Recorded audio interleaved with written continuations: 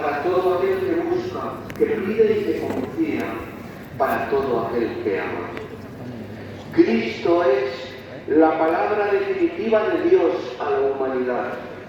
¿Acaso podemos permanecer ausentes o sordos a su anuncio? Lo sabemos. Estamos construyendo un mundo imposible, vacío, sin amor, una sociedad competitiva, con proyectos infectados de tantos intereses burdos que cosifican a las personas, relaciones violentas en el trabajo, pero también en la familia. Expulsar las noticias significa configurarnos con un mundo realmente destrozado y dividido.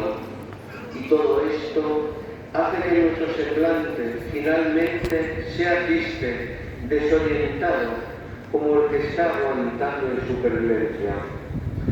Queridos hermanos, el paraíso es el único horizonte posible para el ser humano, la única esperanza. Lo vemos desde la cruz. Para Dios, repartir misericordia nunca es demasiado tarde.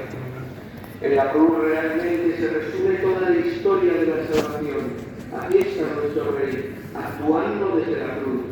En estas dos figuras que acompañan a Jesús, nos encontramos con el misterio insondable de la libertad del hombre, luz y tinieblas, fe o incredulidad, libertad para decidir nuestro sentido, elegir entre uno y lo otro. Uno de los agresores prefiere quedarse en la tiniebla, el otro, al ver morir a Jesús, encuentra la luz y suplica con fe la misericordia. Te lo aseguro, hoy estarás conmigo en el